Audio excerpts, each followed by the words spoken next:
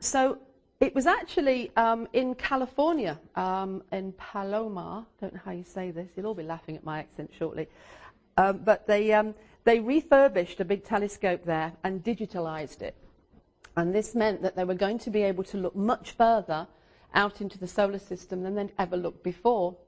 And it had always been theorized that there was a Kuiper belt out there. Pluto was probably the first one. With Pluto being at such an angle to the ecliptic, it was always kind of like a, you know, that's weird, maybe there's some other stuff off the ecliptic. And so that's what they did. They looked off the ecliptic and they found thousands of objects, hundreds and thousands of objects, some just as small as rocks, lumps of ice, and some as big as planets. So I'm just going to move forward from that. And the interesting thing about the Kuiper belt, and here we got a view from the side on, is that you can see how crazy this stuff is. This is not just off the ecliptic, this is off the ecliptic. This is like way stuff. I mean, it's like all over the place. So looking at it from out in space, looking back into the solar system, it would look like bees buzzing around. You know, this is like really unusual. You know, we're used to this kind of like, you know, the classical planets are also methodical. This caused a bit of a problem for the astronomers because these new discoveries, as they were piling in, meant that they had a problem with what to do with the school books. Do they write a new school book every time somebody discovers a new planet? It was a bit of a problem. And they also, amazingly, had no definition for the term planet. No planets have been discovered, really, since Pluto. And so there was no need to have a definition. And so this was presenting the astronomers with all kinds of kind of like scratchy head issues. And so they sat down and decided that they were going to have to reclassify the solar system because then they weren't going to have to keep rewriting the school books every time somebody discovered another planet. They could say, well, we have so many classical planets, and then the rest of the stuff is stuff that just changes. And so that's what they did.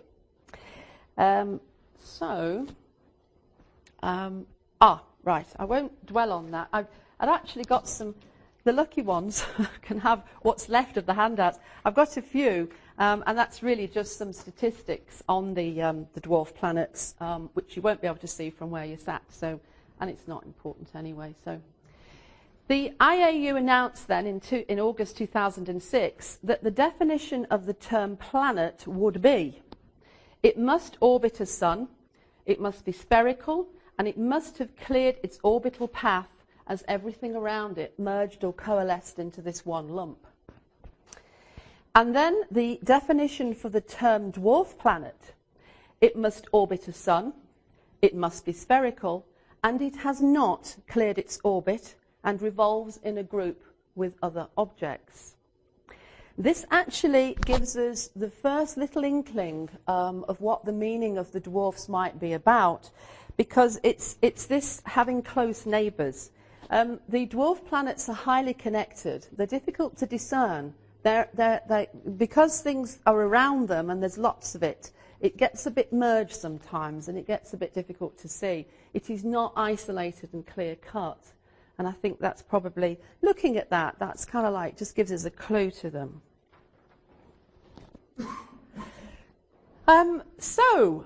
Here we go with an artist's drawing of the solar system with the sun at the centre. The way I see the solar system myself is I see it as like a human being in its own right. It's a person. And so the solar system is made up of planets in the order in which a person needs them. So we have at the centre, we have our will, our ego, our sun, our driving force. And then we have Mercury out, the way we communicate. Venus, what we desire, what we find attractive, our value system. The Earth with the moon, so moon emotions. Then we have Mars, the driving force, the energy with which we get up in the morning, our assertiveness, our aggression. Then we have the asteroid belt with Ceres in it, which has been named a dwarf planet. And then after that we have Jupiter and Saturn. So Jupiter is about how we cope with expansion, how we cope with broadening our horizons. Saturn is how we cope with the limitations and the restrictions. And then we go into, obviously, the outer planets, which are much more universal energies, which kind of impinge on that person at the centre. So I kind of see the solar system as a model like that of a human being. What we've got then is something quite strange, because when the IAU announced that the dwarf planets were going to be a group in their own right, they said that Ceres from the asteroid belt is a dwarf planet, and Pluto is a dwarf planet, and at the time when they announced it, they said Charon, Pluto's moon, was also a dwarf planet. Now, in actual fact, it was discovered back in 1978 that Pluto has this big moon, Charon. It was actually an American naval astronomer who discovered it. They were sending a mission called the New Horizons mission out to the Kuiper belt. So this guy was making some very detailed observations of Pluto, so they pointed the mission in the right place, which it missed. And anyway, as he watched Pluto, Pluto obligingly turned, slowly. So this guy is seeing a bump appear on the side of Pluto. Can you imagine this in 1978? There you are looking up at a planet, and slowly there's this huge bulge growing on the side of it, you know, like, I've got to take more water with it. Anyway, so this thing just gets brighter and brighter, and eventually Pluto is divided into two. So this guy keeps looking. And they realised that all this time there had been an enormous moon behind Pluto. And as it turned, suddenly we have Pluto's moon. What's interesting about this is how the moon got named, because Charon is actually Charon, who is the Greek mythological figure who takes the souls of the dead across the river. Right? So he guides the soul to the underworld.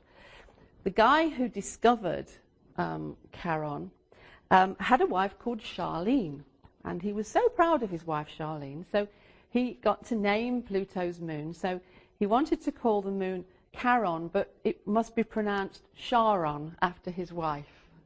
So, okay, we get to discover a planet. I guess you get to do that. Anyway, so we've got Pluto, Charon, and then we've got Eris, Haumea, Makemake, and then way further out there we've got Sedna there. So everything past Neptune is clearly a trans-Neptunian object. I often get asked, what's the difference between a Kuiper belt object and a trans-Neptunian object and a dwarf planet? So we're just going to sort that out first. So the dwarf planets have the definition that we looked at earlier. And the difference between the dwarf planets and the trans-Neptunian objects is that the dwarf planets can be anywhere in the solar system. So they can be before Neptune. And in fact, Ceres from the asteroid belt is a dwarf planet. So the list of dwarf planets so far, and this will get added to, is Ceres, Pluto, Makemake, Haumea, and Eris.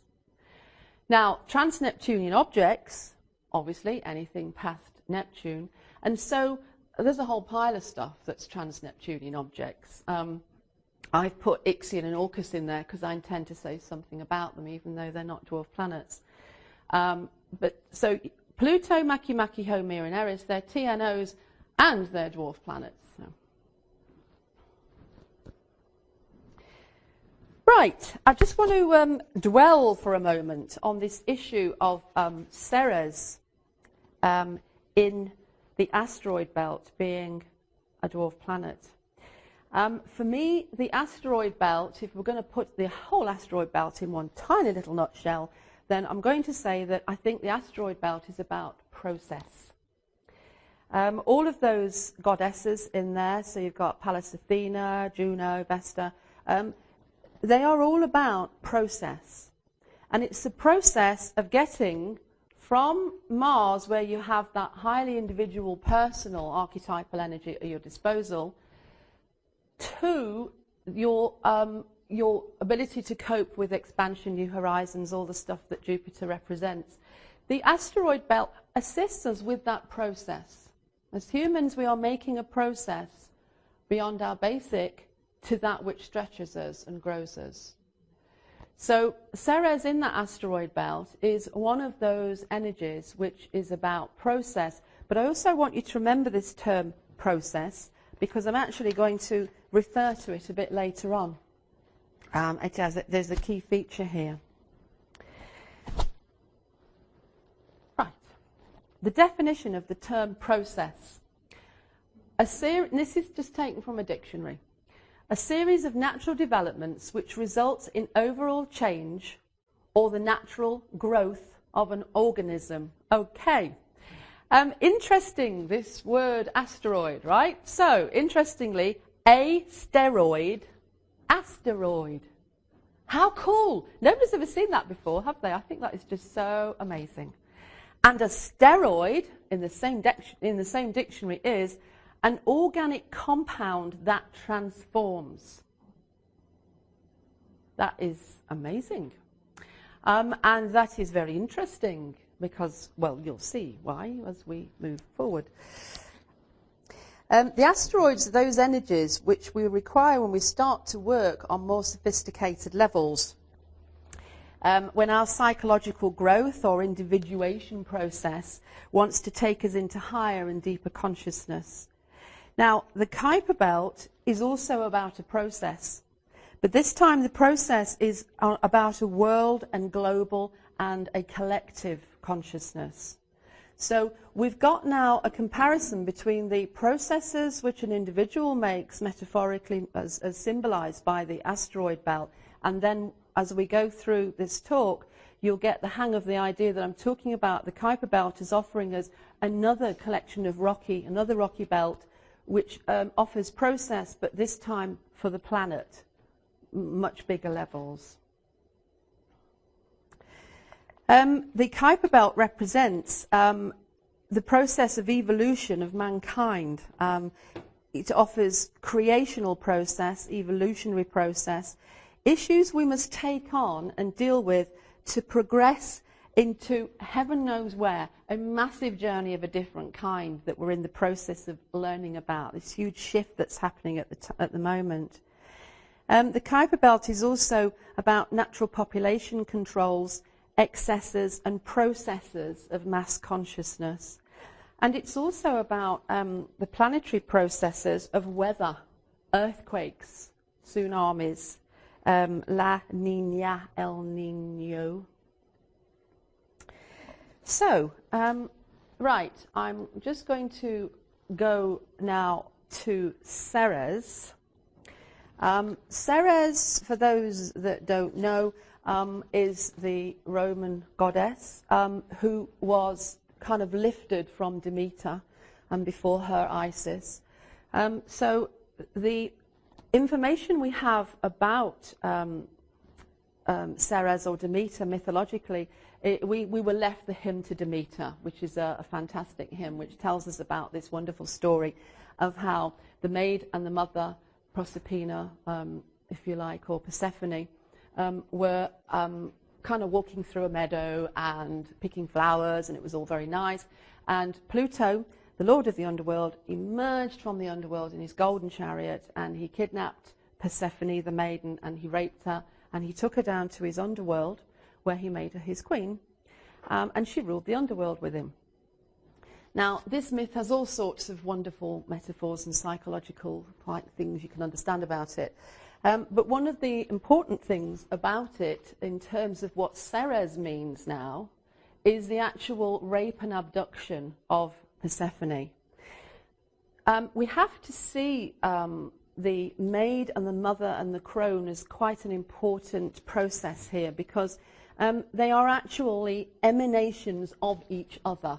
These are not separate people. What is represented here is the maid, the mother, and the crone as an emerging thing that comes, you know, you go from maid to mother to old crone to maid to mother to old crone. Kind of like Russian dolls, you know, when there's always another one inside. There's no kind of like cut off. It's like this whole process of maternal growth and evolution and just the constant cycle, really. So there we have a lovely image of how the daughter is being returned to the mother. The mother has been grieving. Now, a fact that is absolutely extraordinary for me, as far as I'm concerned, is, okay, so we have this myth of Demeter and Pluto, which ties them together quite well. I mean, they got married, effectively. But what was absolutely fascinating was in 2008, I'm sure it was, New Scientist, 19th of July 2008, we get told that Ceres and Pluto have a similar composition and origin. They're made of the same stuff. So in the formation of the solar system, Ceres and Pluto were part of the same thing, and in all that turmoil, Ceres was flung into the asteroid belt from out into the Kuiper belt. That is absolutely staggering. There we have a myth which ties them together, and the next thing we have a report saying, well, actually they used to be the same thing. So, you know, so there she is in the underworld with Pluto out in the Kuiper belt, and the next thing she's returning back to the asteroid belt. Oh, that is just so cool. So Ceres has a high proportion of ice to rock for an asteroid, but a close match to Pluto. She has some resonance also with other TNOs, but the closest match is actually with Pluto. When I wrote this then, they found out a lot more about it since. So she is an immigrant from the outer solar system. That's amazing. So just some stuff about Ceres there. Ceres represents for me the return of the great goddess. The wonderful thing about this big new discovery stuff is that a lot of it has been named after goddesses. And so for me, this rebalances the solar system, which was heavily patriarchal. Now we've got a rising of the goddess again. We've got lots of representations of goddess, and I think that's a good thing. Ceres encourages to think about being reconnected to Earth and Earth cycles. This is quite important. I think that one of the strong themes about the dwarf planets is about how we will hopefully reconnect with Mother Nature. The trouble with the monotheistic religions that have been that have dominated really spirituality, especially in Europe at least, for the last 2,000 years, is that they said that we should worship a single one God and not nature. And what I believe is that we will be moving into a spiritual paradigm which will encourage us to once again think about nature as having force, spirit, energy. Think about Mother Earth as having force, spirit, energy. Much more of an Eastern spiritual way of thinking than the monotheistic religions, which said, no, you shall worship a one God and you will not worship nature. And that really disconnected us from nature, I think. And I think we're kind of like on the Titanic heading towards the iceberg at the moment. And I think what we need to do really is kind of like, let's get the Titanic on a different path here. And reconnect to the Earth and start to be better caretakers of the planet, you know. Just get our husbandry a little more in line with what Mother Nature wants. Ceres is about crops, food supply. Worldwide crop shortages are predicted. Rising grain prices are certainly happening. Here's a staggering fact for you. We have to grow as much food in the next 50 years as we grew in the last 10,000. That is just staggering. Oh boy, we have got to do something about this. Ceres is about the grieving process and loss a lot. She's actually getting stronger in natal charts. So if you have a client in a grieving process, have a look at Ceres, actually. She's starting to really show herself in this respect. Parent-child separation and kidnap. We had a big story in England a while back, and I don't know if any of you have heard of this child, Madeleine McCann. Yeah. Right, well, Madeleine McCann, for those that don't know, was kidnapped. She was 4 years old. Her parents had gone, English parents had gone to Portugal. They'd put their twins and the daughter in a bedroom and gone across to where the bar was and had something to eat, got back to their room, and Madeleine had been kidnapped. I can't put a child's chart up, obviously, but what I can tell you is that Madeleine had a Sun-Ceres conjunction, 4 degrees apart. As the progressed sun got to her natal Ceres and was opposed by her progressed moon, she was kidnapped when it got within a minute. So she has a Sun-Ceres conjunction natally, 4 degrees apart. Yeah. So what happens then, if the sun's behind, it progresses to the natal Ceres, takes 4 years, 4 degrees. Her progressed moon had moved into opposition, and she was kidnapped as the whole thing went exact. So that pretty much kind of like tells us about Ceres, I think. I've put there some of the meanings of the dwarf planets. I'll read them out because I can understand that it might not be too clear for you to see. Obviously, we're doing I'm doing ongoing research to do with the dwarf planets. And this is what I've got so far with them, really. And Pluto's a dwarf planet, so who's going to argue with some of these? They turn things on their head, completely upside down. There is a strong theme of duality coming out. They imply that life has something hidden. What you see is not all there is. There is stuff underneath. Just as we're discovering dark energy and dark matter, and the Large Hadron Collider at CERN in Switzerland is looking for dark energy, dark matter, we're discovering that there is more to life underneath, that we are not made of solid stuff, we're made of spinning energy. The quantum world that supports us produces our cells and stuff, and none of it's solid. They put the microscope into the cell and then in the nucleus, and they haven't found a solid bit. Nothing's solid. There you go. They all press for extreme transformation. They are all innately concerned with creational evolutionary processes of mankind, Earth, global issues, planetary processes, weather, earthquakes, volcanoes, La Niña, El Niño, tsunamis. And they're also about population shifts, population inequalities, population excesses, the growing question of population numbers, of the population explosion, population feedback loops. At one point, does one of those kick in? This is where the dwarf planets takes us. And they take us to places where we ask questions that nobody wants to talk about because it's taboo. You know, like, what about birth control for the third world? You know, you get into places where, you know, it's just too kind of hot a potato to talk about it. But that's Pluto's world for you.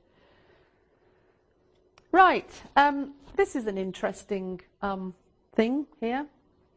Down this side, that's 10, 20, 30, 40, 50. That is degrees from the ecliptic. Down the left side. Along the top, that is AUs from the sun. I'll just explain what an AU is. An AU is an astronomical unit. And an astronomical unit is measured by the distance from the sun to the earth. That's 1 AU. So along the top there, we've got 10 AUs going up to 70 AUs. Right, so here we have orbits. So on the left-hand side, we have Saturn. And then we have Uranus. And I was just pointing out to a gentleman earlier who's asked me about Chiron. There you have the centaurs, with Chiron as the head centaur, down at the 20 to 30 degrees off the ecliptic mark. Then we have Neptune. And then we have everything trans-Neptune, but we also have the Kuiper belt. The Kuiper belt, the main body of the Kuiper belt, as I've written here, is here. Those little dotty things, they're all planets. Now, this is where the astronomers have been, oh, thank you, astronomers. They have been an absolute godsend. Mike Brown, if he organised it, has done something quite amazing here. They've just handed us something on a plate as astrologers. because what they said was anything at 40 AUs there is going to be called a Plutino because Pluto's there. So I've put there Orcus, Ixion and Pluto because they're all there. And anything discovered in that area has got to be named after deities that belong to the underworld. So they've kind of gone, there's the underworld. Brilliant. And then the classical Kuiper belt objects there, they've said that anything that is discovered in that area has got to be called after creational deities. So they've handed us this perfectly, a lovely paradigm, like a map. There's your underworld, there's your creational stuff. Oh, thanks. And then out here, where there's just some odd stuff, which goes, if we look at the line there off the ecliptic, if I just do an imaginary line, see Eris there? Wow. How many degrees is that? I think it's 44 or something. I put it too high, actually. So, and they're called scattered disk objects. Snow White is an unnamed large planet. She hasn't got a name yet.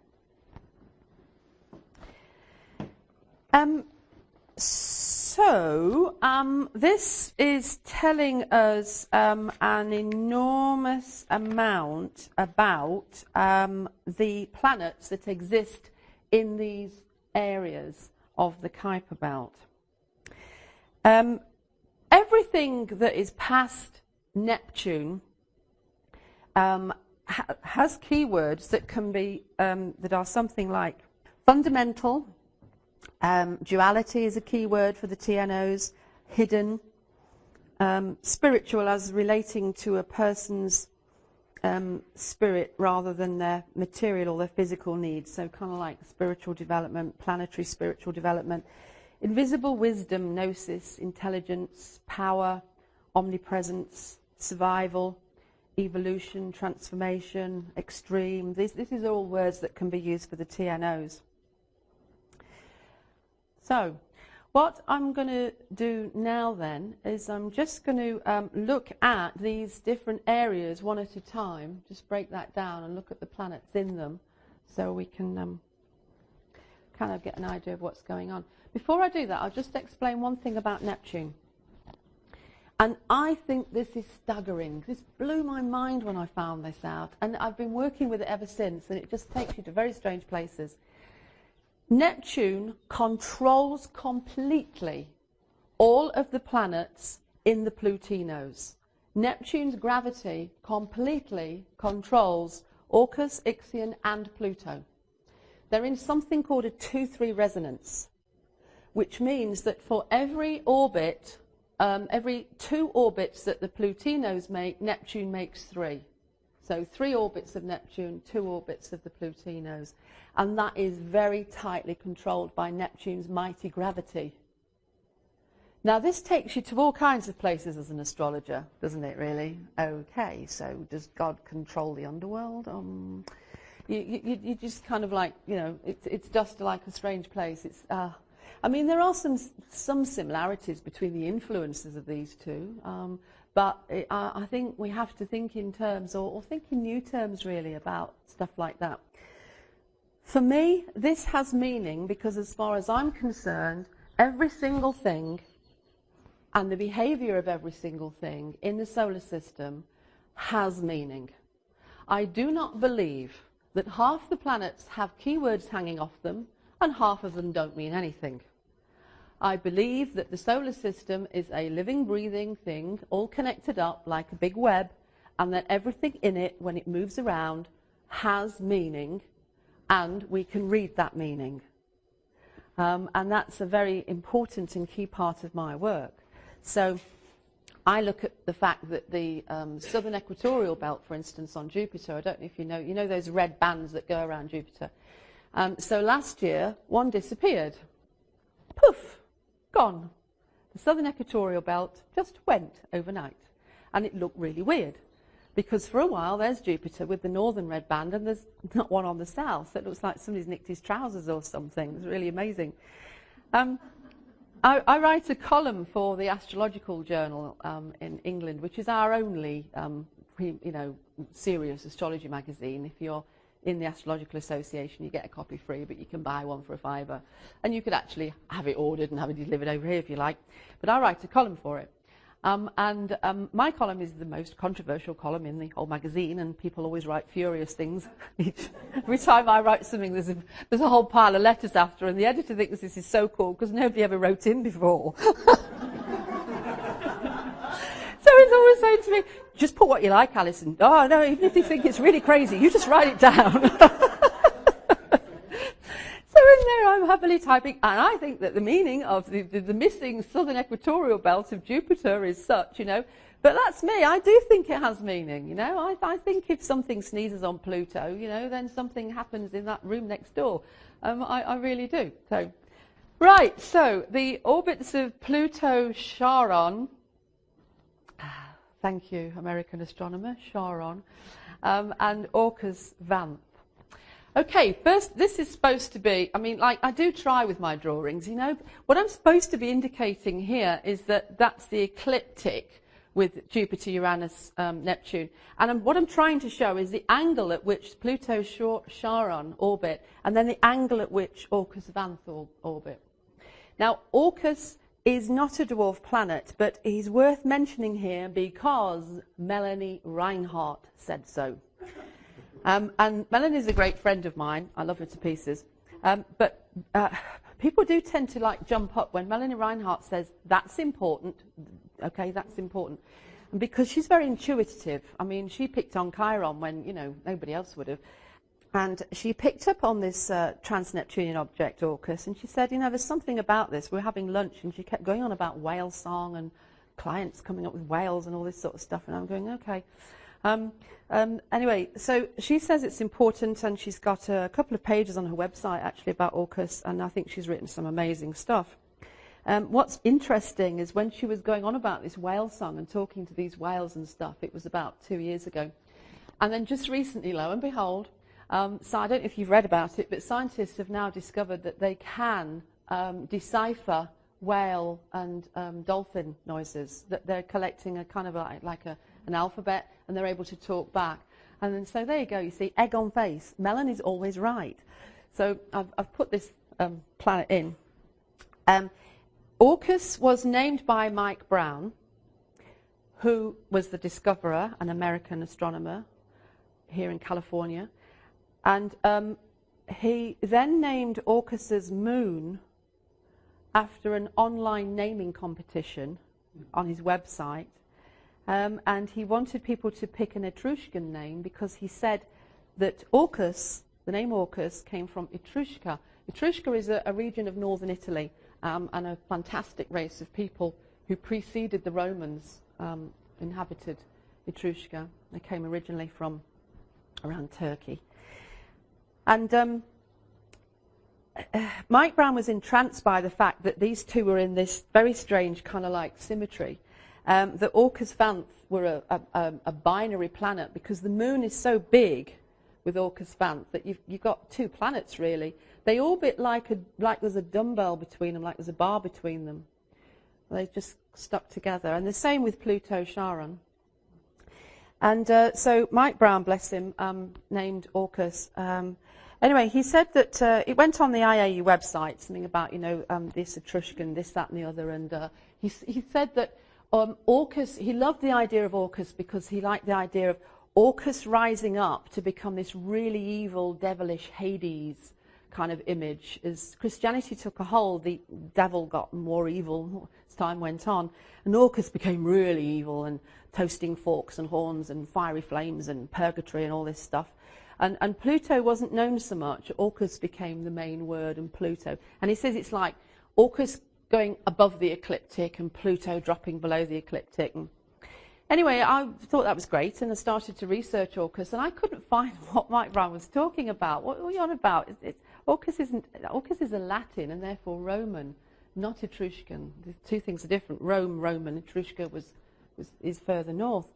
So I sent him an email, bless him, and said, Mike, where did you get this Etruscan thing from for Orcus? and he emailed me back, very honest. I mean, he's such an honest bloke. He said, "Oh, hi, listen, I don't know, I can't remember, I got it from Google." So I thought, I'm talking to the great astronomer. So, nah. So I emailed a polite thing back, you know, Google. And it came back, yeah, just did a generic Google search. I said, "You named a planet after doing a generic search on Google?"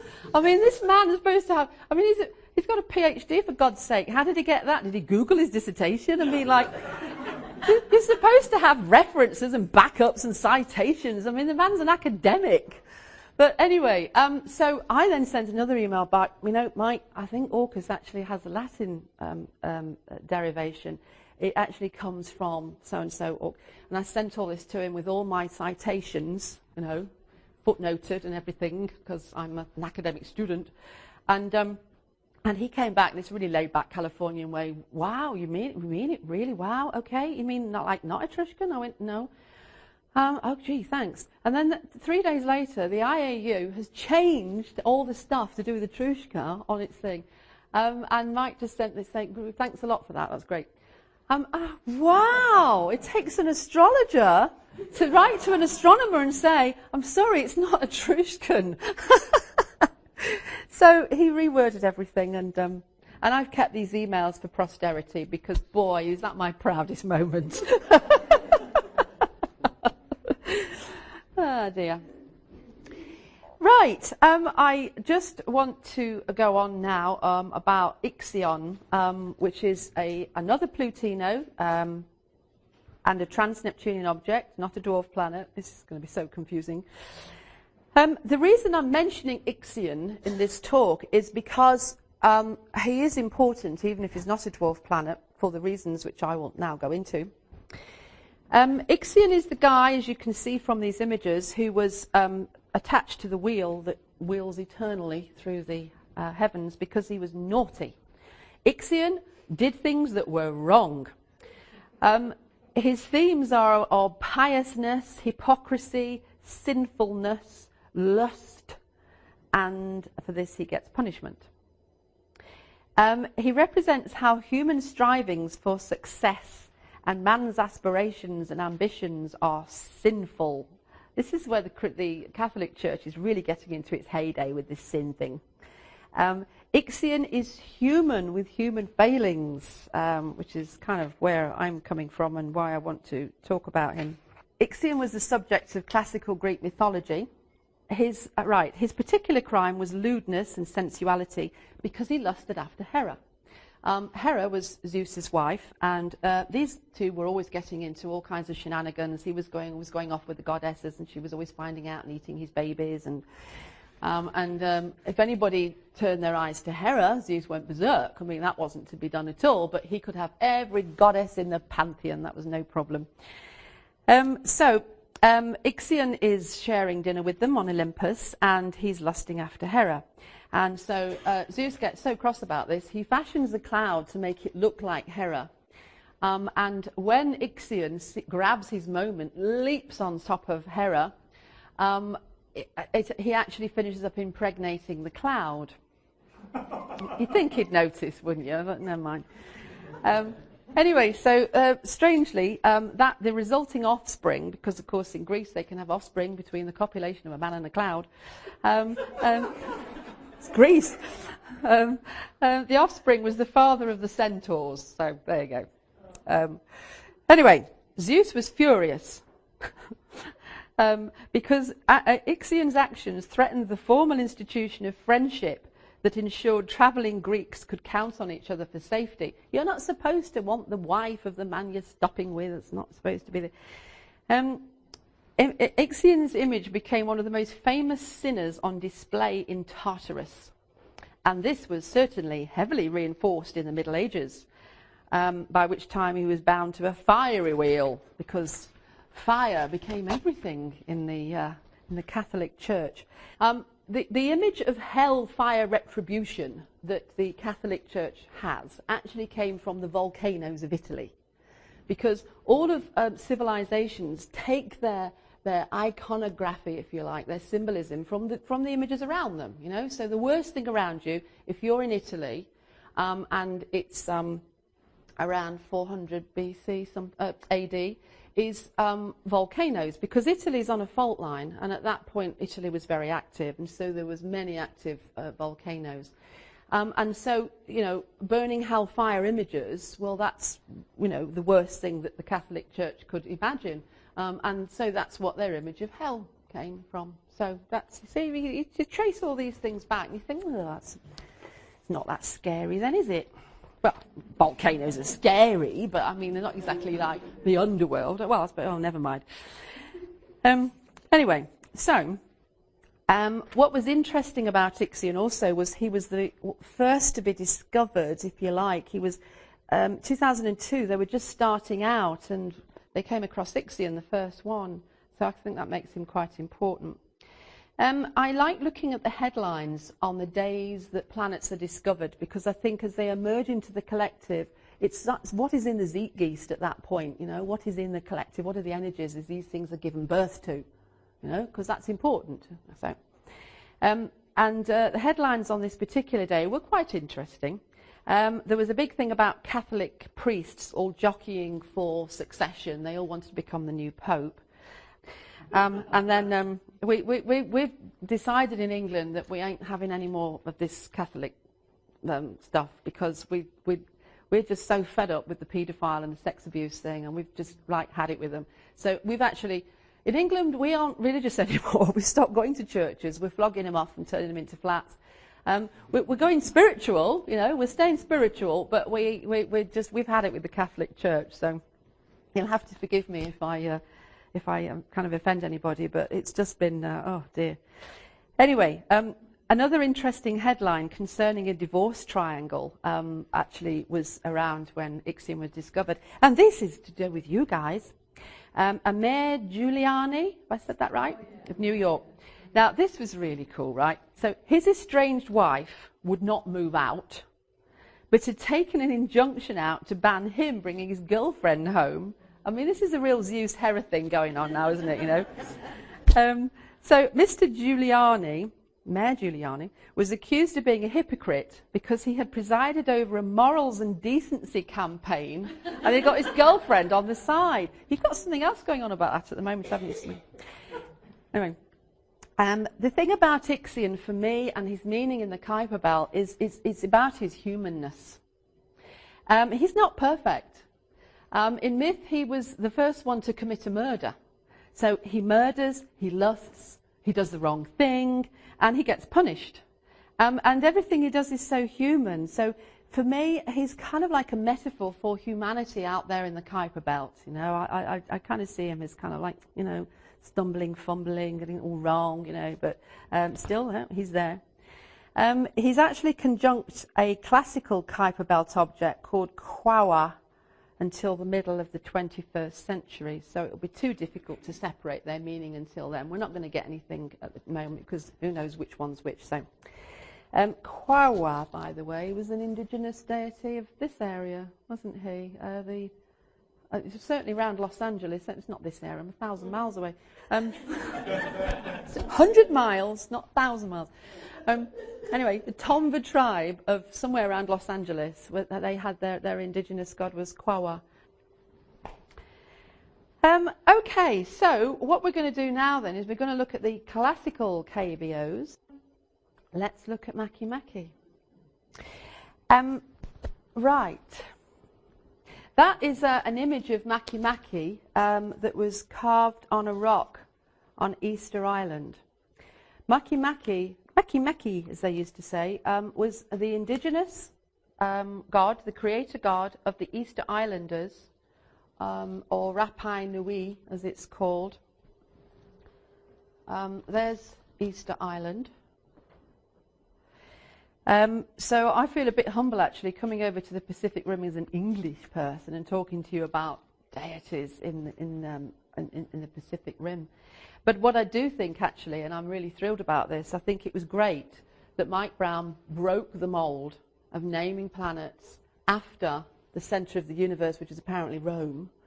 I think it's absolutely marvellous that he said, no, enough of that stuff, we've had enough of the Roman stuff, let's just go out there and pick indigenous tribes from all over the world, mainly the Pacific Rim, and I think that's absolutely fantastic. And there's something symbolic in that, I think. It's the spiritual, going on about it again, moving from that spiritual monotheistic religion stuff around the Mediterranean into something much more encompassing and global, much more relaxed, less of this hell stuff, you know. I think that's quite interesting and great to see. So, the Polynesians. Oh, what a fantastic race. So they used to have these double-hulled canoes with sails and oars, and they used to put their children and their crops and their animals and their water in them, and then they would sail across 5,000 miles of Pacific Ocean with just the stars to navigate and the sea swells and the migrating animals. And they would find an island, Easter Island, 11 miles by 13 miles by 9 miles in the middle of that, using those navigational skills. Wow! I mean, they're astrologers, aren't they? Astronomers, astrologers. It's this gung-ho spirit that is quite important when it comes to the dwarf planets, and especially the dwarf planets in this classical position, the creational deities of the Kuiper belt. There is an extremely gung-ho spirit. This energy is going to be fecund, it's going to have its way, it's going to emerge, it's going to create, it's going to move out no matter what. And I think that's quite an important thing for us to remember as we get towards the end of this talk, because I think we're going to need to understand that there is a driving force of this nature, you know, where you just sling all the kids in the back and get in the boat and start paddling out to the Pacific Ocean. Yay. There's so much in the book on Makemake, and I'm not going to go over it all. It's the biggest chapter in the book. It's an amazing story. I used to sit crying every night as I wrote it. For these poor Easter Islanders, it was so horrible to them. Basically, they went from 30,000 to 111 in 20 years. They were exterminated. It was a terrible Holocaust. European introduced diseases, slave trading. It was just horrific. One of the interesting things that's come out about this island recently is it has a substance in the soil called rapamycin, and it's an absolute elixir to life. It boosts the immune system. Genuine. Google it. Like Mike Brown. Google. And it's rapamycin. How do you spell it? R-A-P-A-M-Y-C-I-N. And the scientists are kind of like working on it. But the interesting thing about it, and I think Makemake may be, his energy may be in this rapamycin, what used to happen is when they collected a whole load of the Easter Islanders, and they were lovely friendly people, and they put them all in the hulls of the ship, threw them in and set sail, they would die before they even reached the sugar plantations. But in their hundreds they would die. And they were always puzzled by this. Let's blame the Dutch. It was the Dutch that were doing it. It wasn't the English, it was the Dutch. The Dutch were all like kidnapping them. And they were always amazed. And they said that the Easter Islanders were very big and strong, but quite fickle when they left the island. And they used to put this down to homesickness. It's probably the fact that the islanders' immune system is boosted by this rapamycin in the soil. And so when they got away from it, they died because they'd no longer got the support of the rapamycin. Very interesting to think about Makemake in that light, really. Those, by the way, the Moai, they are not Makemake. There was never any intention that they should represent Makemake. They represent the ancestors. There's a little short guy at the end and a big guy next to him. So these were all quarried from a volcano quarry on the island, and they're massive. They're 270 tons. You know, these things are enormous. They don't look so big there, but they are really big. And they carved them with little tiny stone picks, right? They carved them lying flat. So they carved the face and everything, and then they chipped away underneath, and then they chip, and then they lifted them up, and then they used to walk them across the island. And they put them on all the coasts, and they sat all along the coast with their backs to the sea. And that is quite amazing. Why did they do this? They put the bones of the ancestors in the platforms underneath, and then, of course, the spirit of the ancestor would stay in this wonderful stone image. And I think it likely, and none of the experts on Easter Island are ever going to agree with me on this one, but you get a nose as an astrologer. You get to kind of like feel, you can sense. And I think that they were meant to protect the islanders from the tsunamis, because this is a volcanic region. Easter Island is a volcano. There are big volcanoes in that area and tsunamis. And there was this big mystery thing about why the islanders one day stopped carving. One day they put their picks down and they never went back. And there was some evidence of earthquake. Some of these things were toppled and broken. And I think it may be, for instance, that there was a tsunami and simply swept over the island. You know, that would explain why there weren't that many there the next day. Certainly Makemake has got something to do with earthquakes and tsunamis, as we'll see later. That's the glyph that I'm suggesting for Makemake. You'll see why in a moment. Right, on the right-hand side, we've got a rock carving of the image of Makemake, which became a mask. And the island has had absolutely amazing sense of humour, because you're all looking very straight-faced at this male genitalia in front of you. Because what they did was they turned the man's genitalia the wrong way around. The nose is a penis. And I just think that's so cool. The islanders just had this bawdy thing about Makemake, you know, whoa, give it him. And he used to kind of like, they saw him as kind of like increasing their virility. It's a very creational energy. Mike Brown's wife was having a baby and was pregnant when he discovered these particular planets. And he was filled with this energy and male pride at his fathering a child. And he explains how he used to lie in bed at night with his hand on his wife's belly, feeling this baby move, and it used to fill him with pride. And there's something so life-giving. You get a huge sense about the creation of life, and you cannot hold it back. Life will go on no matter what. And Makemake would ensure it did. And I think that's great. So I've obviously taken the double circle of spirit, because there's a duality, and put in the kind of like the Mars type of, you know, the arrow there. And also, I mean, I've just taken it from his mask, you know. I think that's a great glyph. This has been approved in England, but we'll have to see what... it's gone to Solar Fire, and it may be included in version 8. So if you buy version 8 of Solar Fire, you may get offered that as an alternative glyph. But they had already picked one that an Australian had done. So, well, naturally, you know, it's their area, isn't it? So there's a lovely... This was painted by the Captain Cook's expedition, who went to Easter Island, and he took with him artists and scientists, and they painted that.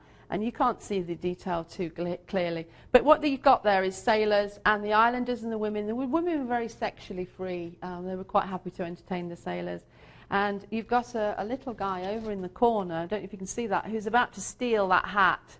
They were great thieves. They loved stealing hats, wood and cloth. They never went for the rifles. They never attempted to take any weapons. They never fought back. They were gunned down in their thousands, or hundreds at least. And they were just they were peaceful people, but they could also be very competitive. They liked to be competitive, and they were great at stealing. And they had codes around stealing and pilfering.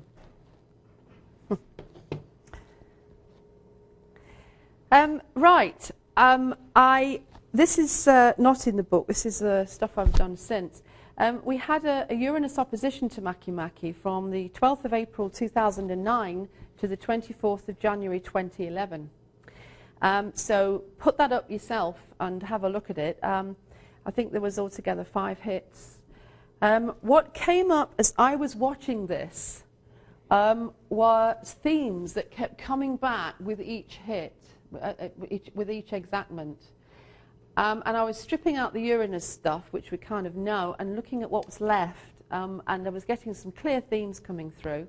I also noted when the Sun got in there at 90, or a conjunct or opposition, and Mars, and that would kind of like bring it up as well, as these things happen normally. So, issues, stuff that came up was obviously synchronous with Makemake was seafaring, piracy and kidnapping. We kept getting the Somali issue coming up. You had a captain who, the Maersk Alabama big ship, and the American captain who got kidnapped and everything. All that came up during one of these exact oppositions. So that's a definite one. Recognition of indigenous races and their plights. This brought up the whole Somali issue, this indigenous race which is suffering. Population controls, pandemic disease, virus spread, virus containment, vaccines for virus, and viral nature things. This is all Makemake's stuff. It's there in his roots because his people were killed by viruses, European spread viruses. But the swine flu thing, it was just spot on. Every time we had that exactment, the swine flu issue was big in England. Oh, and it was hilarious. Our government made loads of vaccinations for the swine flu, but then it went around the English people. It wasn't to be trusted because they'd done it too fast, and so nobody wanted the vaccination. Saturn came along, got into the mix, got in front of Makemake, and on the day that he did, the virus stopped spreading. And this is what happens with these guys. You can see real stuff happening as you get Saturn coming in. It's wonderful. Anyway, so that was it. No more swine flu. Nobody caught it again. So the government then is stuck with all these immunisation, all these vaccination things. So I had to laugh when it became, one of our newspapers then revealed to a stunned England that the government had replaced the usual seasonal flu jab for vulnerable people in October. They'd replaced it with this swine flu jab, and they were giving all the elderly this swine flu jab because they wanted to use it up. And that all came out with Makemake as well.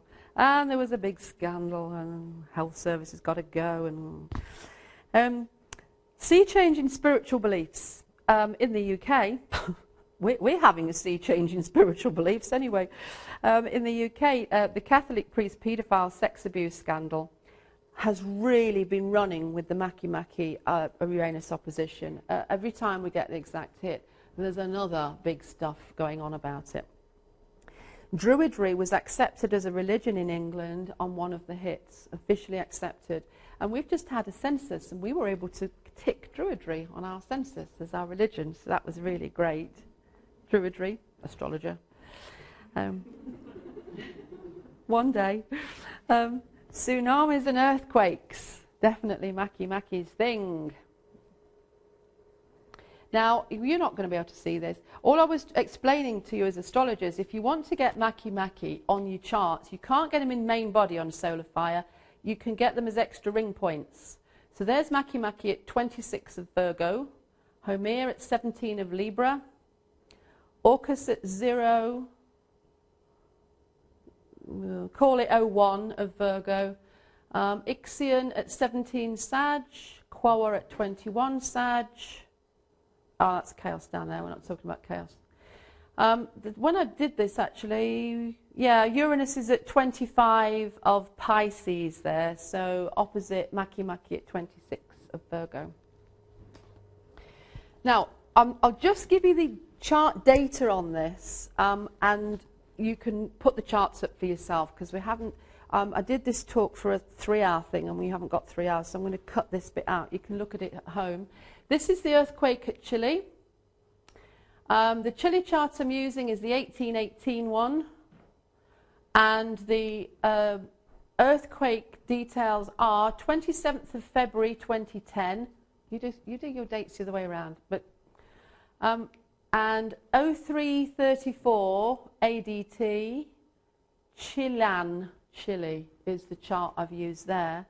And what's interesting for me about this is Uranus is exactly conjunct Chile's Pluto, and Makemake down here, which you can't see because you can't put an extra ring point on a biwheel, is opposing the Pluto. So you've got a Uranus-Makemake opposition on top of Chile's Pluto, which I thought was quite interesting.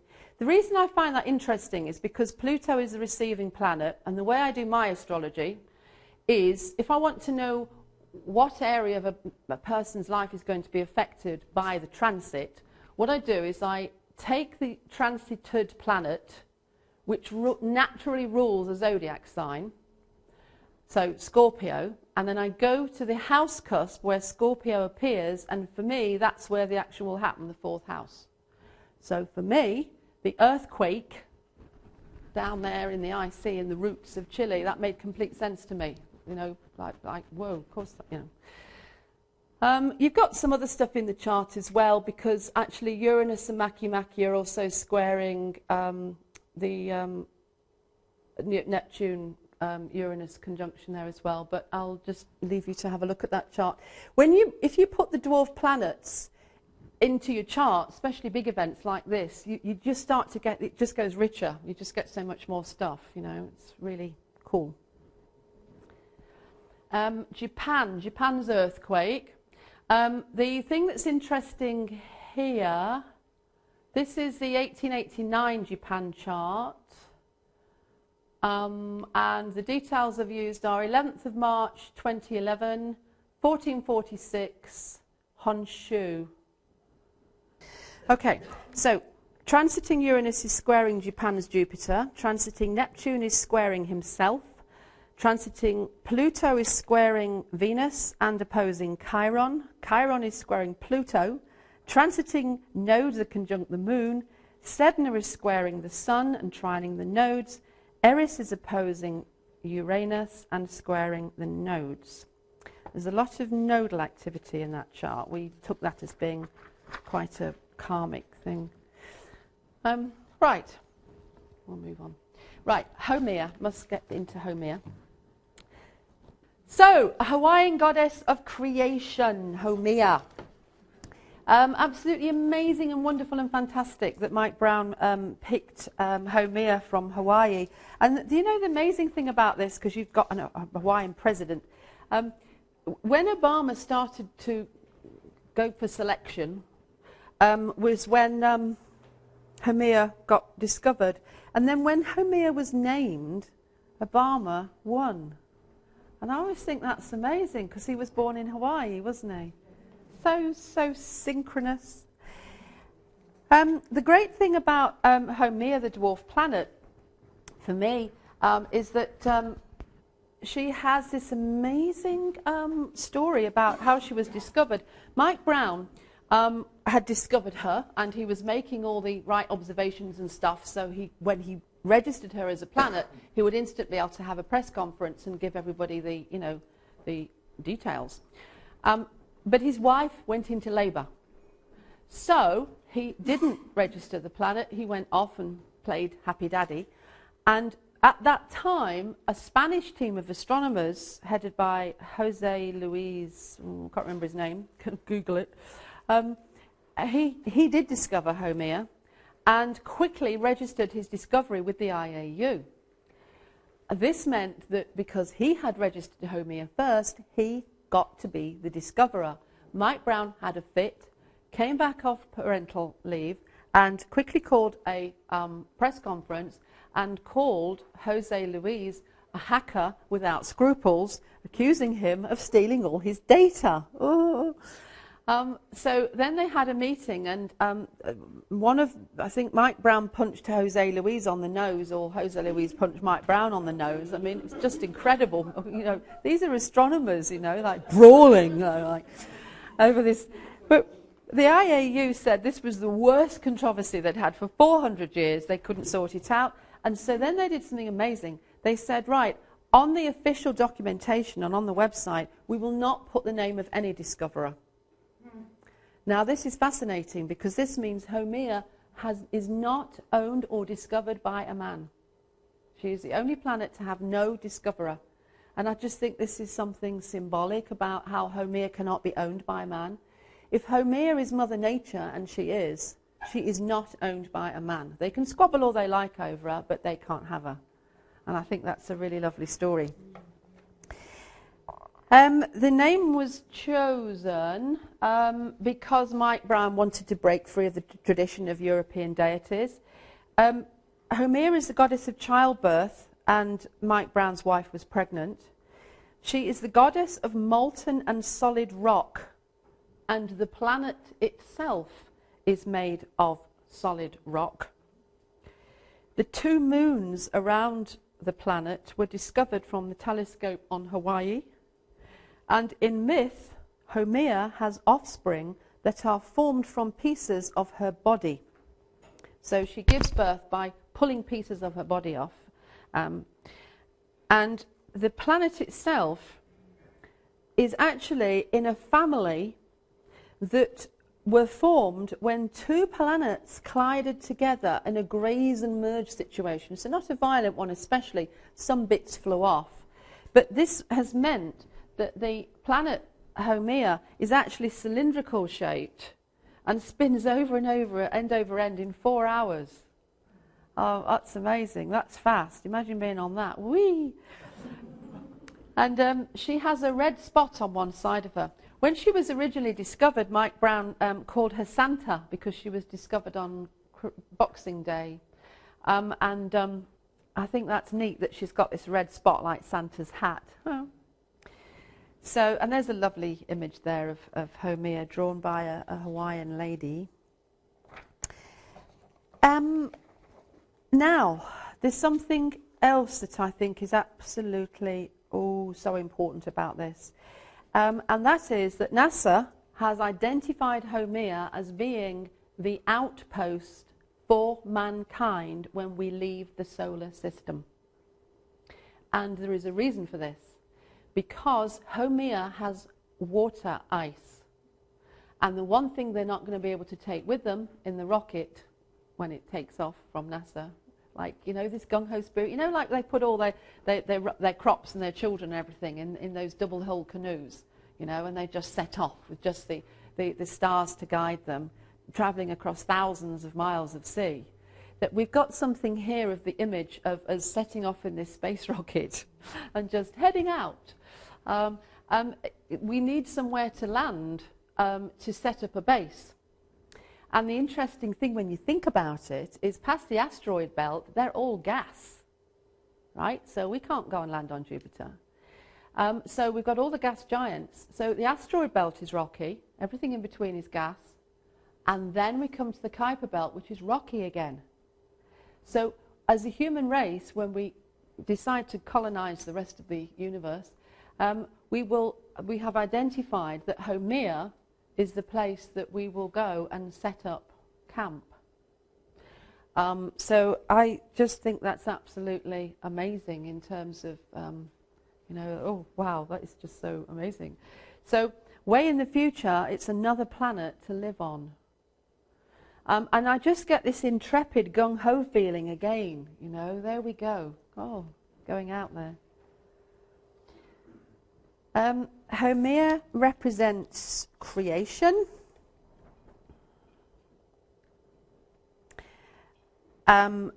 This ever-evolving feminine principle that is born out of itself.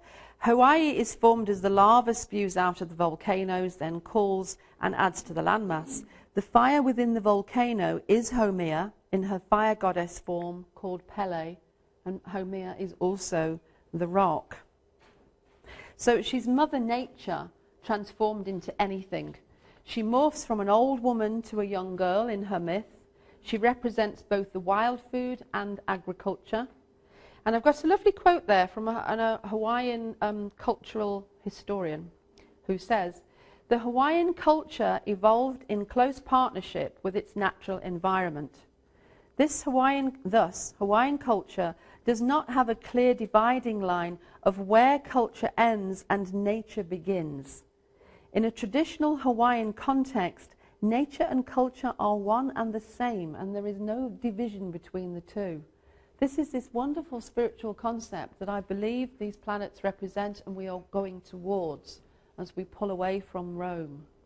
And I think that's just lovely. I'm doing a talk on Sunday while I'm here at the New Renaissance bookshop, and it's the content of it is entirely different to this. I've just decided it's a New Age talk, but it's about the dwarf planets. but it's for anybody who's not an astrologer, but astrologers can understand it, and astrologers would, I think, love it. But I talk a lot in it about the scientific aspects of dark matter, dark energy, and the synchronicity with the underworld and stuff like this. But basically, the underworld for me is dark matter and dark energy, scientific discovery. And it was really cool then to discover that the last Queen of Hawaii said the following in 1940. Behind the legend is the Polynesian mythical conception of a dark, formless spirit world presided over by the female element, and a world of form born out of the spirit world and to which it again returns, made visible and active in this human life through light as the impregnating male element. And that's what she says of Haumea, and I think that is just marvellous. It's just amazing. Just to write that in 1940, and then we find out that that is exactly at the dark, formless world of dark energy, dark matter. Charles Darwin. Right. While I was doing the research for this, I was so aware of Haumea's evolutionary aspects. You know, something would be aspecting her in the transits, and then there'd be something on about, you know, discovering a baby dinosaur skeleton. And I thought, there's got to be something in this origin species stuff. Charles Darwin. So I got Charles Darwin's chart out. Oh, well, guess what I found? Charles Darwin's moon is at 21 degrees in the second house in Capricorn, and his Haumea is at 18 degrees of Capricorn. So there's just 3 degrees between his moon and Haumea. So that I thought that was fantastic. Charles Darwin, of course, is the 19th century English naturalist whose book, The Origin of Species, was revolutionary. Revolutionary. I mean, like, everything else is a footnote to that. And his theory that all things have evolved from common ancestry has remained a central axiom of human evolutionary understanding ever since, unchallenged, really. However, then it went on then, because as I started to read his website, I read about this guy called Alfred Wallace, who during the 19th century was Darwin's co-discoverer. We never hear of this Alfred Wallace, we always hear of Darwin. This Alfred Wallace promoted the theory that natural selection is this primary mechanism of evolutionary change, supposedly, according to this website, even more vigorously than Darwin. Okay, Alfred Wallace's chart. And Wallace's horoscope has Haumea at 7 degrees of Aquarius, conjunct his Mars at 4 degrees of Aquarius. So the term vigorous is quite apt, really, isn't it? Much more visually. So she has strong associations, Haumea, with evolution, and transits to her invoke such things as evolutionary stuff and all the rest of it. Like Makemake, she represents ethnic and minority races. The rocky composition of the planet has a strong earth element, so you kind of like the unearth element when you're talking about her. She's very fundamental to matters of creation. This, you're going to love this. Oh, you're so going to love this. Right, so this is the moment the drill broke through to the cavern where the Chilean miners were trapped. So the date is the 9th of October, and Haumea is at 1659, call it 17 degrees of Libra. And at the moment that the drill broke through, the sun went to 1615, so within 1 degree orb of Haumea. Haumea, rock, right? People trapped underground in the rock, Haumea's world. So the drill bit breaks through the sunlight, not literally, I don't suppose they could see the sun, but like it's the breakthrough, isn't it? It's they're alive, there was so much joy, this is fantastic, now we just have to figure out how to get them out, but anyway, they're alive. But what was brilliant then was Mercury in this chart is at 10 degrees of Libra. So what happened was on the 13th of October, so the drill broke through on the 9th. On the 13th of October, they began the rescue mission. And this is what is incredibly cool, right? So what they're doing then, as Mercury conjuncts Haumea exactly, they are putting these men in that little tube thing, and they are making their journey, Mercury, messenger to the underworld, the only god of the Greek underworld who could go in and out of the underworld. So they're putting these men in this little tube shaped like Haumea and pulling them up through the rock, where it was quoted by the Chilean Prime Minister, it was as if they were being reborn, Haumea, giving birth. So it's like Mercury goes conjunct Haumea, and the god that goes down into the underworld and brings the souls back from the underworld. Isn't that absolutely amazing astrology? It is, it's beautiful. It makes your hair all stand on end. It's just absolutely lovely. That narrow drill hole, that capsule, I wouldn't, oh God, claustrophobia. I think I'd have said, no, leave me down here. Amazing. So, such a wonderful thing. So, it's so good. Right, and so now we're going to look at the scattered disk, a quick look at the scattered disk object of Eris. When she was first discovered, Eris was originally thought to be bigger than Pluto, and that finally put the coffin lid on it for Pluto, really. At that point it was, look, we've got a planet even bigger than Pluto now. For heaven's sake, it's about time we said Pluto is a Kuiper belt object. This is ridiculous saying that he's a classical planet, and it started that big row. I was very interested actually in what happened with that row about Pluto, because so here we're in big transition and evolution in our conception of what the solar system planets are all about, and whether or not Pluto's a classical planet. And for me it was just amazing, because we had people doing the very thing that people do when they are being Plutoed, you know. Some accept the transformation easily and give great, you know, this is fantastic, Pluto's got this new place and all these new mates, that's brilliant, great. And then there's others who want to cling to the past and nothing must change. You know, the client with the Pluto transit that definitely is not going to accept any change whatsoever, and you think, oh, well, you're so going to have to. So it's just, you can just see how the effect that this Pluto thing was having on people was quite, you know. And then you've got all these people like, save Pluto, you know. I will not have my Pluto transit, so I'm going to move the planet. Why are you calling it scattered disk? The astronomers have called it scattered disk, not me. I wish I was that important. It would be great, wouldn't it? Eris takes 560 years to go around the sun. That's a big cycle. Some keywords for Eris. Well, Eris was first called Xena. There's Eris, the planet. Well, an artist's conception, because, of course, they're too far away for us to have any conception of what they really look like, so that's an artist's image. Eris was first called Xena, a nickname that Mike Brown gave the planet. And I was lucky enough to be at a boot sale and found an old video of Xena, the princess warrior, and so I was able to get this from the script on the back. In a time of ancient gods, warlords and kings, a mighty princess is forged in the heat of battle. Her name is Xena, and only her courage and passion can restore order to a world in turmoil, a world crying out for a hero. Yes! Titanic, iceberg, other way, separate them. Fantastic. We so need this feisty, furious, fighting energy. She's the goddess of strife, stimulation and rivalry. She's got a terrible reputation in Greece. I have to be honest and tell you that it's not good.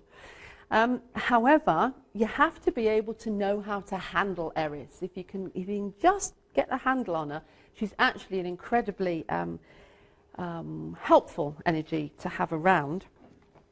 I'll just tell you this really cool astrological detail about this name. Mike Brown chose the name Dysnomia for Eris's moon. Dysnomia is the Greek goddess of lawlessness, right? Xena was the actress who played Xena was Lucy Lawless. And it gets better. Lucy Lawless's chart is her Sun, Moon, Saturn, North Node are all in Aries in the first house, conjunct Eris. Absolutely fantastic. And Lucy Lawless is quoted as saying, "I loved playing Xena because I could be as psycho as I wanted to be." With that lot in the first house in Aries, yeah, psycho is a very good word. Yeah. I'm not going to argue with you. You can say what you like. Libra ascendant backs off. Anyway, so and we're told that Eris is the goddess of discord, fighting, and quarrelling. I like the take on Eris that one of the Greek writers has, Hesiod, because he gives some very kind of wise and sage advice when it comes to Eris. He talks about the fact that when Eris is abundant in our lives, we can get extremely irate and angry because somebody else appears to have something that they shouldn't have. It's unfair. We don't think that they should have it, and we can get all screwed up about being jealous and wanting to get our own back, retribution. And this can kind of like derail us, really. And what he's saying, this Hesiod, is that you just need to get on with your own stuff, increase your own toils, increase your own labour, stay focused on your own thing, and like the tortoise and the hare myth, you will outpace the other person eventually. That's what he's saying. Now, as kind of something to bring up about this, I think you guys had the same thing here, but in England we were absolutely outraged because what happened was behind our backs, our banks went and lent money to people who couldn't pay their mortgages somewhere else, and then were on the point of collapse, and then the British taxpayer had to bail them out with trillions of pounds or other because these banks were going to go bust. Well, let them. No, said Gordon Brown, we're going to save them. Oh, joy. So, unbelievable. So we go through all that, and then the next thing we know is we've got an austerity package, and we're all not going to have jobs for several million years, and it's all going to be terrible, and there's another depression. And then what happens is we find out the damn bankers, right, are still getting their bonuses of £1 million, and yet apparently we're going to finance them every time they fail. Oh my! So we were so angry. So everybody, like, you can't be a banker now in England because somebody will leap on your chest and bang your head up and down on the floor. It's like, you'd be better off actually saying you're an astrologer than saying you're a banker, and that's saying something. Oh dear.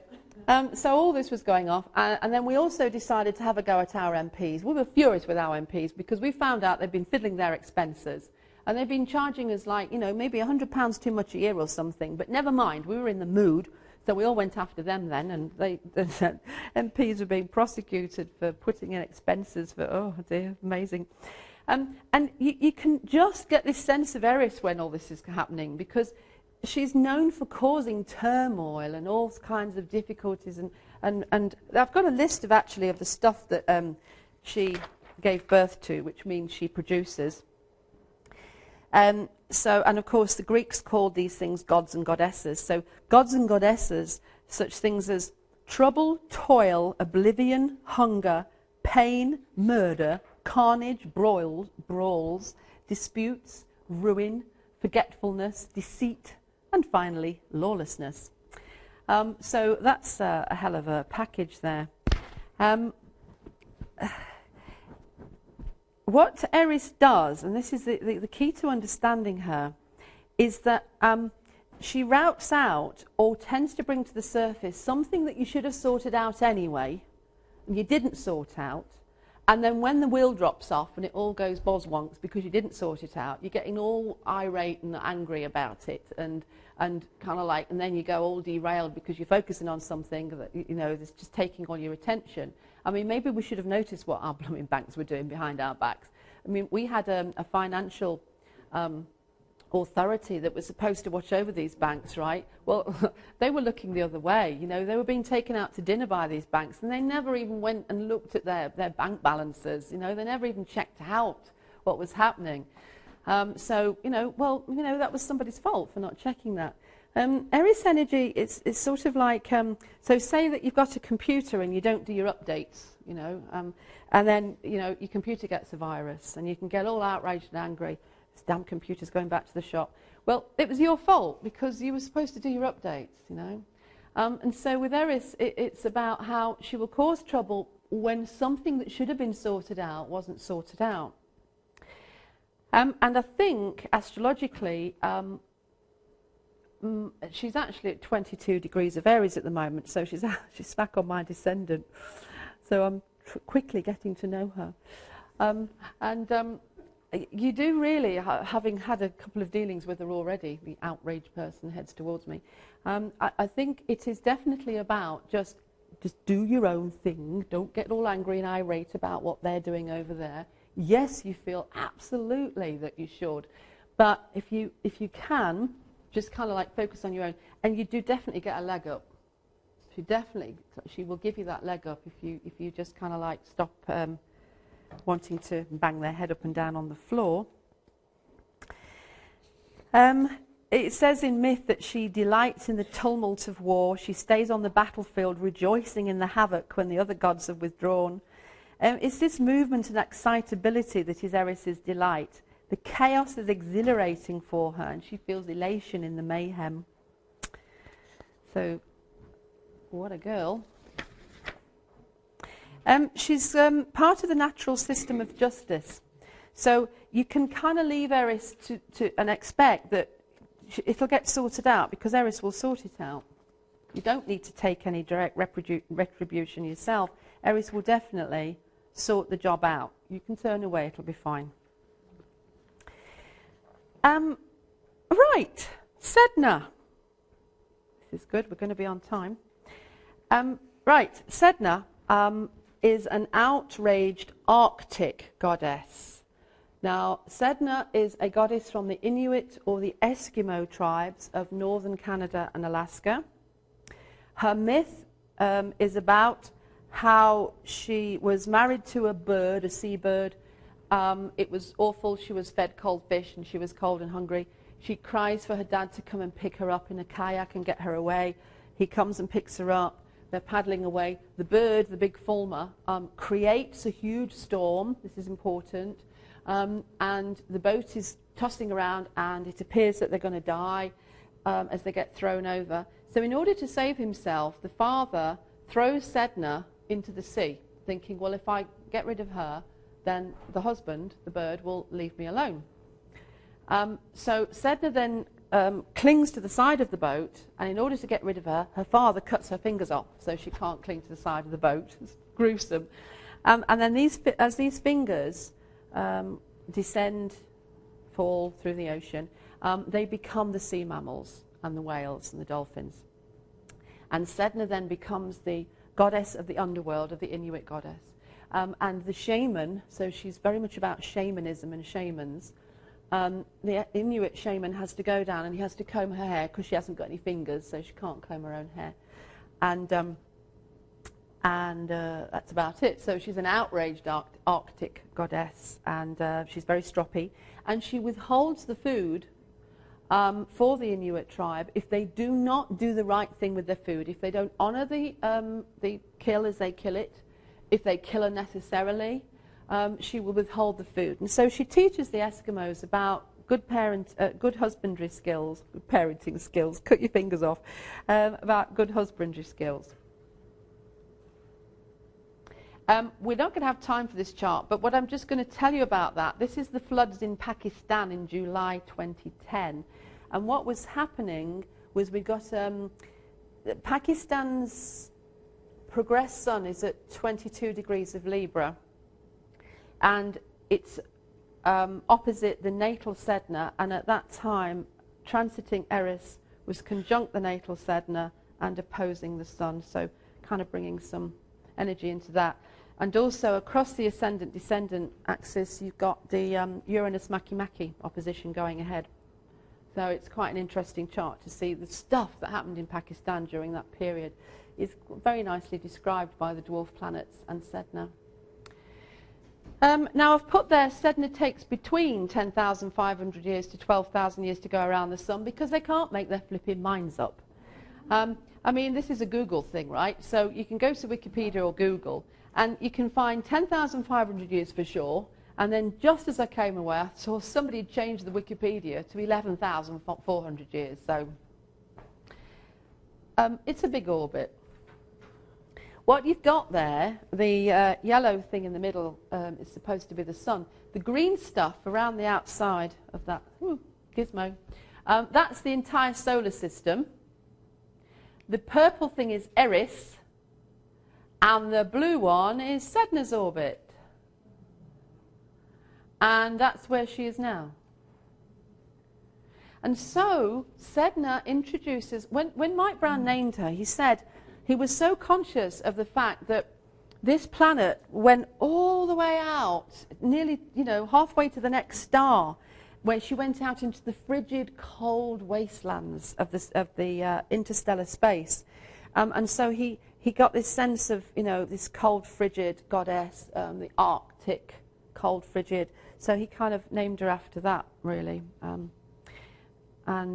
She introduces for us the concept of just massive cycles of time.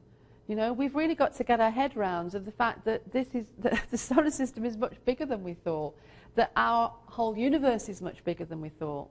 We've got to really stretch out now and start to see much bigger stuff.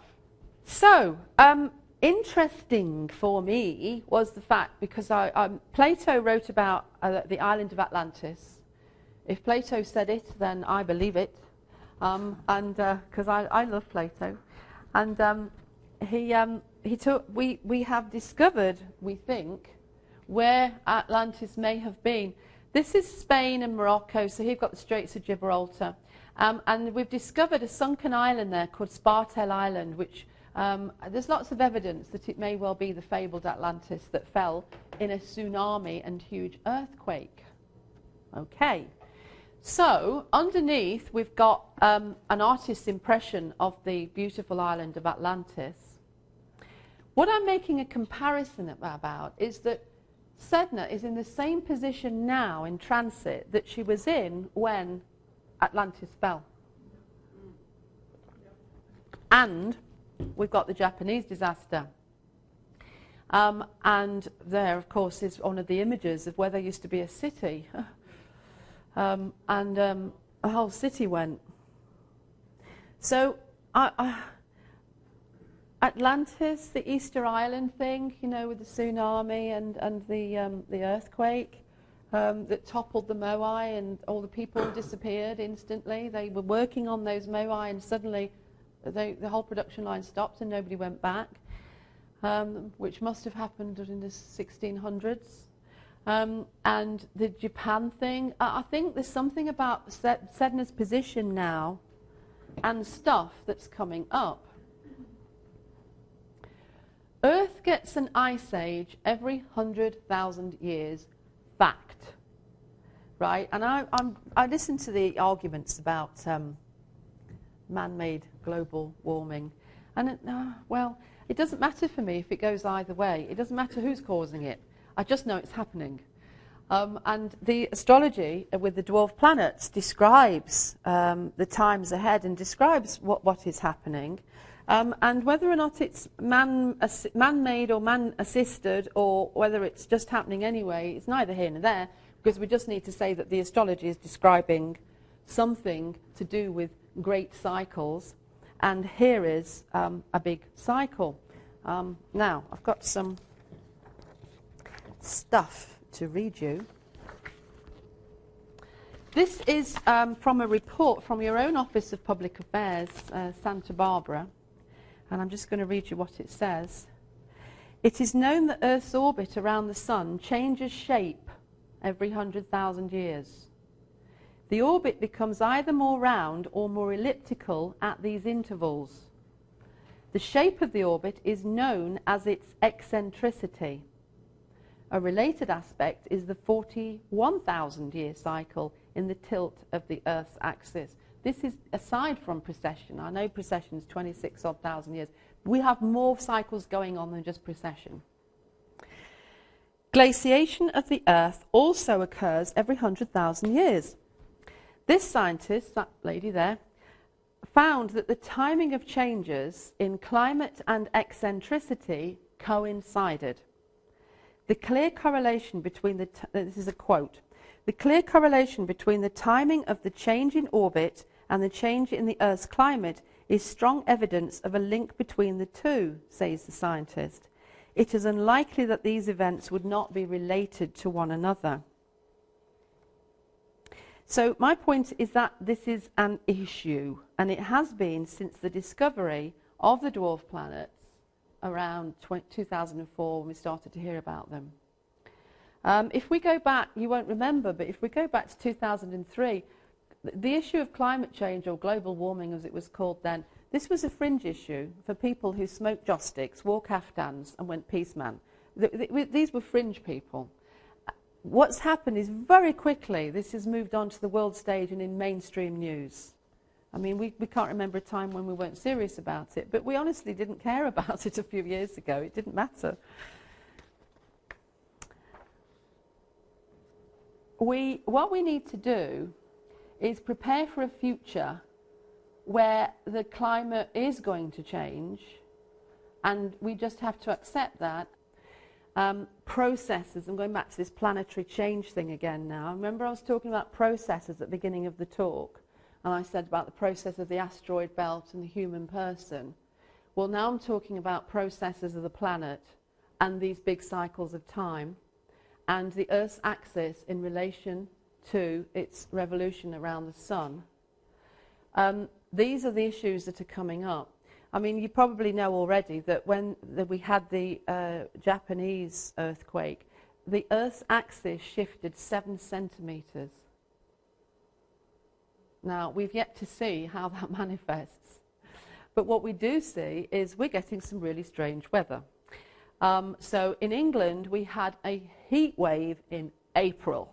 Now, if any of you have ever been to England, we do not get heat waves hardly ever. We just don't even get them in August. I mean, England has this kind of a standard temperature, which is 68, 70 degrees. If it goes 2 degrees either way, the English can't cope. We immediately don't go to work. We haven't got any snow ploughs. Our airports are all closed. The schools close instantly, which just sends mothers crazy, because if you can't send your kids to school, you'll definitely go crazy. If it's a heat wave, our reservoirs instantly just dissolve overnight. You know, we don't have water the moment we have hot weather. And so we have this very pathetic infrastructure supporting us. So we had a heat wave in April. And now, apparently, while I'm here, they have driving rain, 40-mile gales, and we are losing the crops in the fields. They were dehydrated before, now they're drowned. Sedna, Ceres needs to help. And here is this amazing fact. 4 of the top 10 megaquakes of the last 100 years occurred in the last 7. That is amazing, isn't it? What we've got there is Sichuan in China in 2008, Sendai in Japan 2011, the Boxing Day Sumatra Indonesian one in 2004, and the Chilean one in February 2010. Now, I've taken this from New Scientist, but also I went to the USGS website as well to check out, and that is correct. And I think that the dwarf planets, with their background, with their mythology, with the stuff that I'm learning about them, are going to be symbols of this in the future. And so we need to look at this Kuiper belt as being representative of all the things I said, but look at it's a process, the planetary process of this cycle we're in. You know, Sedna talks to us of big cycles. We kind of have to get our heads around that. The sun affects Earth weather. UV rays from the sun heat the stratosphere at its closest point, setting up a temperature gradient and generating stratospheric winds. UV rays. UV rays hit the stratosphere, and that heated equatorial stratosphere, and that has a knock-on effect down through the troposphere, and that then affects the original path of the jet streams. And this is what's happening. This is the important stuff. If we go back just 2 or 3 years, our weathermen would not accept that the sun affected Earth's weather. They categorically refuted it. Now they understand that it absolutely does. And this is part of the scientific explosion of discovery that we're making. It's a funny fact. The more we discover of the separate bits of all the solar system with our electronic gizmos and stuff, the more we discover how very connected it is. So, what's happening then? This is affecting the global hydrological pattern. Enter Sedna, right? Huge global movements of water are to do with her. And what happens is, if the way that the sun's rays hits the Earth, if you alter that angle slightly, and 7 centimetres is enough, then what happens is you get a different hydrological cycle going on. The winds press down on the Earth's oceans, and they push it against the mass of the land, and they cause pinching things to happen, which dives under, and you get massive ocean currents called conveyor belts, which is happening in the ocean and the ocean's currents. These are all being affected, and then they're in turn causing El Nino, La Nina weather events to happen, and that finishes up to be rain in England for some reason, which it does anyway. And so what's happening is we're getting all sorts of big changes. Now, we're actually going into a solar maximum, I'm sure you've all heard, and this will be interesting because we've got so many more satellites in the sky now than we had during the last solar maximum, and solar maximums affect all the electromagnetic energy around the Earth, around Earth's atmosphere, and we get big eruptions on the sun and they knock satellites out. Satellites now control all our electrical transmission systems. While we weren't looking, they didn't just connect the banks up, they went and connected up all the power supply around the planet. We found out in England that most of our power now comes from France. How did they do that? They did it when we weren't looking. They did underground things, and oh God, now we've got to disconnect from France again. Who connected us up to France? We know we don't want to be connected. Anyway, so all sorts of stuff, and they're just going to have to sort this out because, anyway. So, it is likely that the gods of ancient times who could be called on to assist with the weather were and still are the El Nino, the La Nina, the jet streams, and the massive ocean currents. Now, Makemake, Haumea, Sedna, these were all gods to their indigenous races of weather.